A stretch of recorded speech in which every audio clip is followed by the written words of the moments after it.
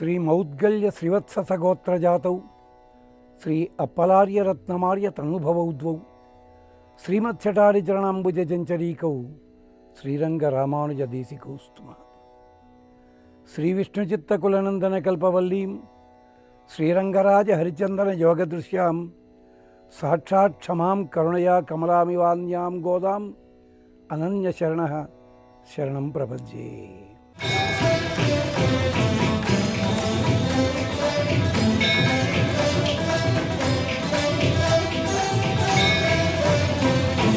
కళ్యాణ ప్రక్రియలో ఉండే విశేషాలన్నీ ఉంటాయి, కానీ ఏ ఇతర కళ్యాణానికి లేని వైవిధ్యం గోదా కళ్యాణానికి. అయితే స్వామి రంగనాథుడు ఏనాటివాడో కదా, ఏనాటో చెప్పలేము.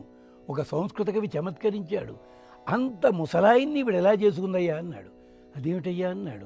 రంగనాథుడు ఏనాటివాడు, ఎన్ని వేల సంవత్సరాలు ఆ చూసినట్టు అంటే లేదు బాబు, దేవతలంతా ఇప్పుడు 30 ఏళ్ల వయసులోనే ఉంటారు. త్రిదశ వాళ్ళకి పేరు.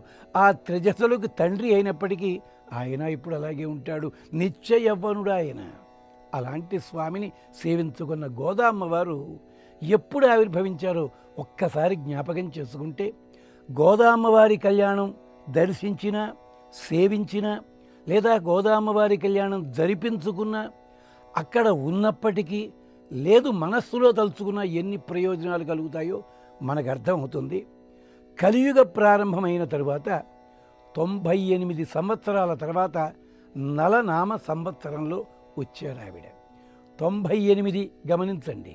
అంటే 98 అనగానే 8కే ప్రత్యేకత.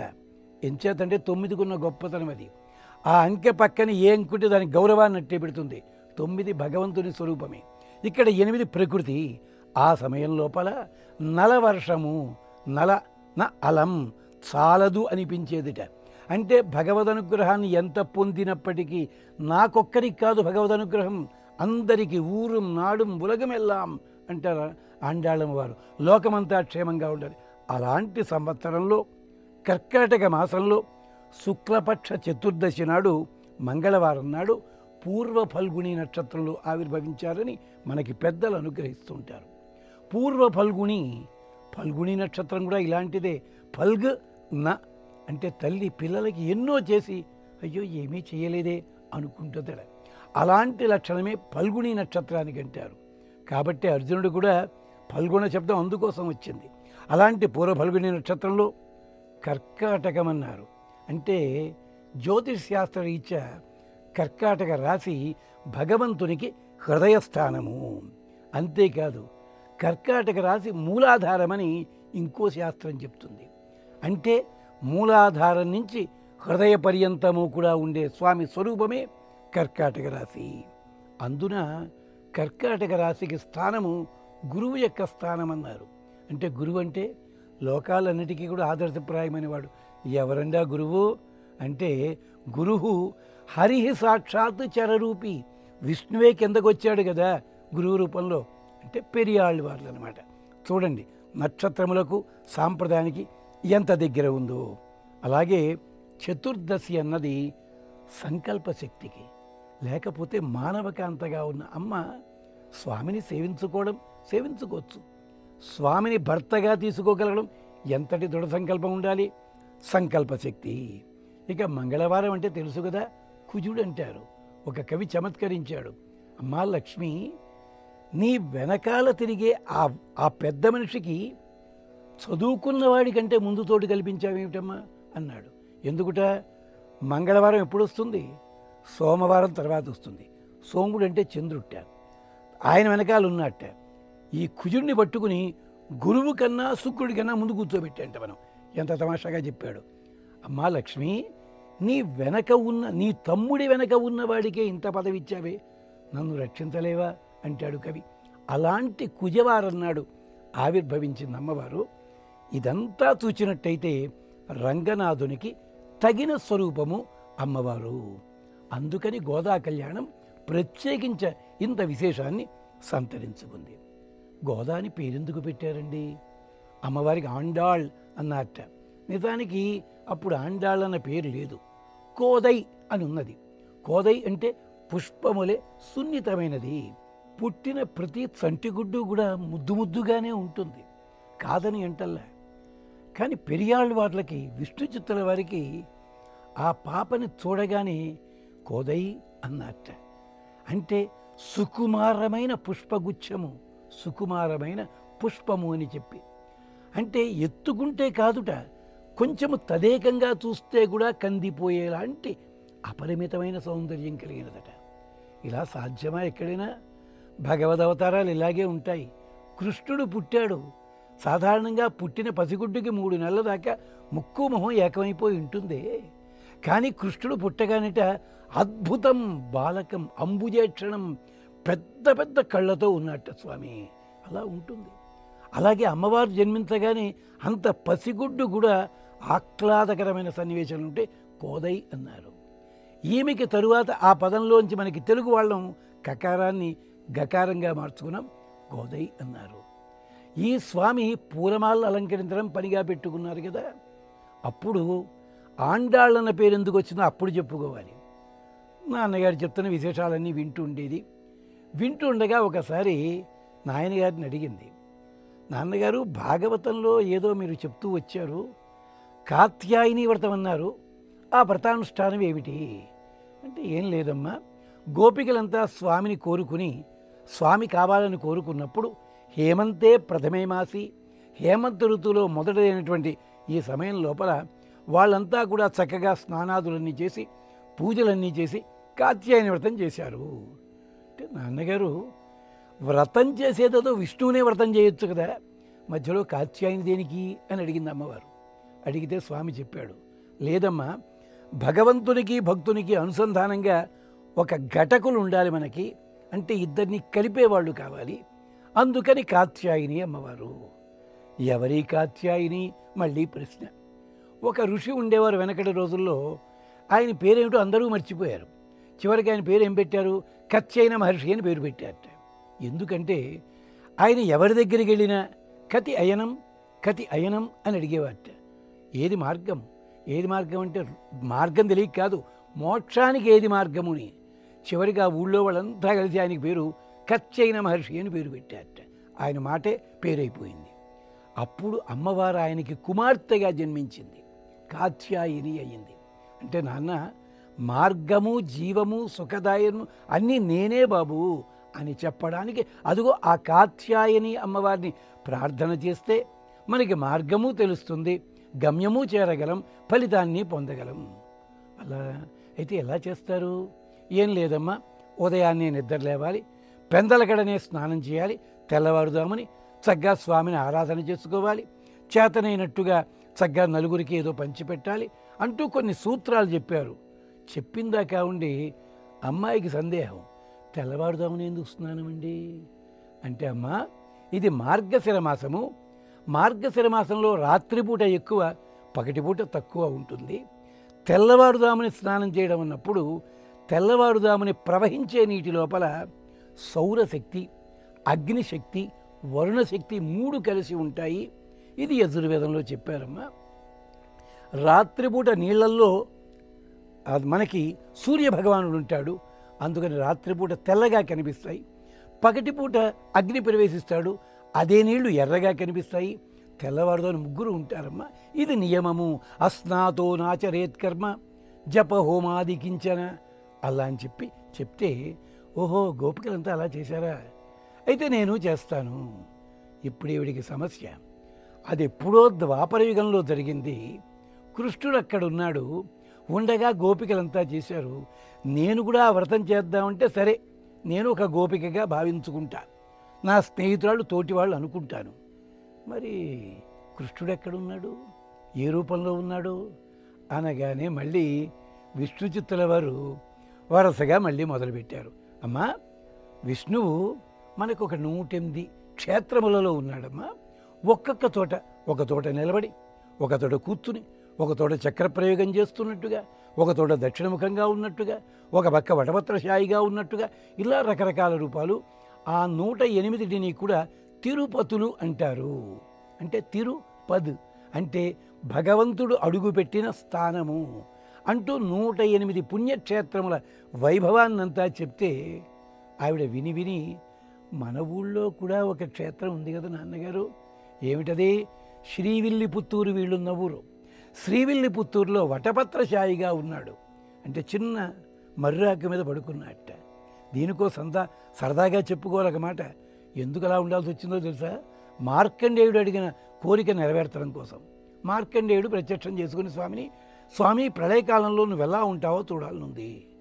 ప్రళయకాలం వస్తే నువ్వు పోతావు కదా నాయన అన్నాడు. అలా కాదు, ప్రళయకాలంలో నేను ఉండాలి, నువ్వు ఉండాలి, నువ్వు ఎలా ఉంటావో చూడాలి అనగానే క్షణకాలంలో ప్రళయకాలాన్ని సృష్టించి మర్రాకు మీద పడుకున్నట్ట. ఎందుకు? ఈయన కోరిక తీర్చాలి. ఆయనకి ఓ సందేహం ఉందట పాపం. ప్రతి వాళ్ళు వచ్చిన పాదాలు పట్టుకుంటారు తప్ప మరొకటి కోరరు కదా. నా పాదాల్లో ఏముంది అనుకున్నట్ట స్వామి. అంటే నారదుడు నడితే నాకు తెలియదు అన్నట్ట. బ్రహ్మగారు నడితే కాసేపు ఆలోచించి విష్ణోపదే పరమ మధ్వ ఉత్సయితి, నీ పాదాల నుంచి మధువు స్రవిస్తుందని వేదంలో చెప్పబడింది అన్నట్టు. మధువు స్రవిస్తుంది, ఎలా చూసుకోవాలి? పాదం పెద్దవాడికి పైకి లేవదు కదా. అందుకని ఈ సమయంలోట చిన్నపిల్లవాడిగా మారిపోయి కుడి చేత్తో ఆ పాదాన్ని పైకి లాగి నోటిలో పెట్టుకుని తన్మయత్వంతో ఉండిపోయేట మధువుతోటి. దీన్ని లీలా శుక్రవారు ఎంత అందంగా వర్ణించారు. కరారవిందేన పదారవిందం ముఖారవిందే వినివేశయంతం వటస్య పత్రస్య పుటే శయానం బాలం ముకుందం మనసా స్మరామి. అదుగో ఆ వటపత్రశాయి ఇక్కడ ఉన్నాడు శ్రీవిల్లిపుత్తూరులో. వెంటనే అమ్మవారు మార్గశిరమాసంలో ఈ వ్రతం చేద్దామని చెప్పి తన చుట్టూ ఉన్న చెలికత్తెలందరూ ఉన్నారు, వాళ్లతో వ్రతం చేద్దామని అనుకుంది. ఇంకా సంకల్పం ఉన్న ఒక అనుమానం వచ్చింది. అలనాడు గోపికలందరూ కూడా అంతటి ప్రేమ చూపించారు, వెన్నముద్దలన్నీ తినిపించారు. పితూరీలు చెప్పే నెపంతో కృష్ణుణ్ణి దర్శించడానికి వెళ్ళారు రోజుకు 14 సార్లు. మరి నాకంత భక్తి లేదే, నేనేం చెయ్యలేదే, కృష్ణ పరమాత్మ అక్కడున్నాడే, ఆయన ఎలా తీసుకోగలను నేను? అంచేత కృష్ణుడికి చాలా దగ్గర అయ్యేలాంటి గోపికల రూపం నాకుంటే నేను స్వామి దగ్గరికి చేరవచ్చును. దీన్నే ఏమన్నారు? అర్హత. ఆంగ్ల పరిభాషలో డిజర్వబిలిటీ అంటారు. అంటే ఆ యోగ్యత పొందడం అన్నమాట. ఎలాగా అనుకుంది. అందుకని తాను ఒక గోపికగా మారాలి. ఎలాగండి మారడం? వేషం కట్టేస్తే అయిపోతుందా? గోపికల రూపం చూచింది. ఓహో, ఈ రూపం రావాలా నాకు? అందుకని ఆండాళ్ళమ్మ వారికి ఎడమ పక్క కొరిగిన కొప్పు ఉంటుంది. అదేంటి, దానికి దీనికి సంబంధం ఏమిటండి అంటారా? అమ్మవారు భాగవతాన్ని ఎంత లోతుగా అధ్యయనం చేస్తుందో చూడండి. పెరుగు చిలుకుతున్నట్ట వీళ్ళు. చిలుకుతూ ఉండగా ఒక కుండ కాగానే వాళ్ళు స్నానం చేసేసి శుభ్రంగా జుట్టుముడి వేసుకుని చక్కగా పూలు పెట్టుకుని చేస్తున్నారు. ఈ అలసటకి ఈ కొప్పు జారింది. జారేసరికి ఈ కుండ వదిలిపెట్టి సవరించుకోవచ్చు. కానీ వీళ్ళకి ఎంత ప్రేమ అంటే ఒక్క సెకండ్, ఒక్క క్షణం కూడా ఈ చిలకడం ఆపకూడదు, కృష్ణుడి కోసం ఇవన్న అనే కోరికతోటి వాళ్ళు ఏం చేశారు? ఈ కుడి చేత్తోటే ఈ 2 తాళ్ళు పట్టుకుని ఇలా ఇలా ఇలా అంటూ ఈ ఎడమ చేత్తోటి ఆ జుట్టు సర్దుకున్నారు. అప్పుడు ఏమైంది? వెనక ఉండాల్సింది కొంచెం ఇటు పక్కకు వచ్చింది. ఇంకో 2 కుండలు కాగానే మళ్ళీ కొప్పు దారింది. ఇలా ఇంటి లోపల దీన్ని ఆండాళం వారు తిరుప్పావైలో ఎంతో అందంగా చెప్పారు. తేంగాది పుక్కిరందు శీర్తమలై పత్తివాంగ అన్న తోట చెప్తారు. చివరికి ఏమైపోయింది? 15-20 కుండలు అయ్యేసరికి ఈ కొప్పు కాస్త వెనకాల ఉండాల్సింది ఎడం పక్కకు వచ్చింది. అప్పట్లో అదే ట్రెండ్ సెట్టర్, ఫ్యాషన్ సెట్టర్ అయిపోయిందట పాపం. అందుకని గోదామ్మవారు తాను కూడా ఎడమ వైపు కొప్పు ధరించింది. తాను ఒక గోపకాంతలా మారింది. ఎంతవరకు బాగానే ఉంది, సంతోషమే. కానీ తాను కృష్ణస్వామికి తగిన రూపంలో ఉండాలంటే ఇంకేం కావాలి అంటే రంగనాథుడి మెడలో వైజయంతిమాల ఉంటుంది, అమ్మవారి మెడలో సువర్ణ రజతస్రజ అది ఉంటుంది. అందుకని స్వామికి నేను తగిన దాన్ని అవునా కాదా చూడాలని చెప్పి నాన్నగారు పూలమాలలు కట్టేవారు కదా. రంగనాథుడికి తీసుకెళ్ళే సమయం లోపల అంటే కొంచెం వ్యవధి ఉండేది. ఆయన మళ్ళీ కాస్త బట్టలు మార్చుకోవడం, ఏదో మడిగట్టుకొని చేయాలి కదా. ఆ బుట్టలో పెట్టిన పూలదండ తీసుకుని మెడలో వేసుకుని ఆవిడ శుభ్రంగా అద్దం ఎక్కడ ఉండేటప్పుడు అద్దం లేదు, చిన్న చెరువు కొలను ఉంటుంది పుష్కరిణి, దాంట్లో ఇలా చూసుకుని ఈ పూలమాల బాగుంది సంతోషం అనుకుని మళ్ళీ నాన్నగారు చూడకుండా ఆ పూలమాల బుట్టలో పెట్టేసేది. పాపం పెద్దానికి తెలియదు, ఇది పట్టుకెళ్ళి ఇచ్చేస్తున్నారు. ఇలా కొన్నాళ్ళు జరిగింది. ఒకసారి అమ్మగారికి ఒక ఆలోచన వచ్చింది. నాన్నగారు రోజు గుండ్రంగా కట్టేస్తున్నారు, అల్లా కట్టకుండా గజమాల అని ఉంటుంది. అంటే కొసలు రెండు కలిసి ఉండవు, ఒకటే మాల, ఏనుగు తొండం ఆకారంగా రెండు పక్కలకి వస్తుందన్నమాట. నాన్నగారు అల్లా కడితే ఆయనకి స్వామికి చాలా ఇష్టం కదా రంగనాథుడికి. ఓహో తప్పకుండా అన్నారు. ఆయన కట్టి కొంచెం అలసిపోయారు. రోజు కంటే కొంచెం విశేషంగా కట్టాలి కదా. ఈమె వేసుకుంది ఆ పూలమాల, వేసుకుని అక్కడ పెట్టిందట. కానీ దేవాలయంలోకి వెళ్ళగానే ఆ పూలమాలలో తల వెంట్రుక కనిపించింది. విష్ణు చిత్తుల వారు ఖిన్నులైపోయారు. ఏమిటి అపచారం, వాసన చూచిన పూలే దేవుడికి పెట్టకూడదంటారే, అలాంటిది ఎవరో ధరించి పెట్టారా? ఇది ఇంట్లో ఎవరున్నారు, అమ్మాయి ఒక్కతే ఉంది. కానీ చాలా అల్లారు ముద్దుగా పెంచుకున్నారు కదా, ఎలా కోపడతారు చెప్పండి.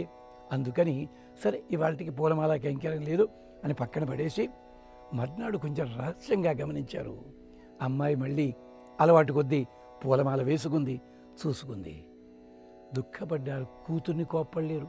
భగవదపచారం జరిగింది. అందుకని ఆ రోజు మానేశారు ఆయన. ఆ రాత్రి రంగనాథుడు కలలో కనిపించి, నాయన ఆమె భూదేవి అవతారం తండ్రి, నీకు నాకు అనుబంధంగా వచ్చింది. ఆమె ధరించి విడిచిన పూలమాలలే నాకు అత్యంతము ప్రేమ పాత్రము. అందుకని అనేసరికి ఆయన కన్నులు తెరిచి ఆనందపడి షూడి కొడుత నాచ్యార్ అన్నారు ఆయన. నాచ్యార్ అంటే పట్టపు రాణి, స్వామివారి రాణి, భూదేవత అవతారం కదా. షూడి కొడుత, తాను ధరించి ఇచ్చినది. అందుకనే పరాశర భట్టర్లు అంటారు, నీలాతుంగస్తనగిరితటీ సుప్తం ఉద్బోధ్య కృష్ణం పారాధ్యం స్వం శృతి శతశిరసిద్ధం అధ్యాపయంతీం. అదంతవరకు మామూలే. తర్వాత ఉంది అసలు, సోచ్చిష్టాయాం స్రజి నిగళితం యా బలాత్కృత్య భుంక్తే. తాను అనుభవించి విడిచిపెట్టిన పూలమాలని మెడలో వేసి స్వామిని బయటికి రప్పించి మనకందరి కోసం తాను నిలబడిందే ఆ గోదాదేవికి మంగళం అని అంటారు ఆయన.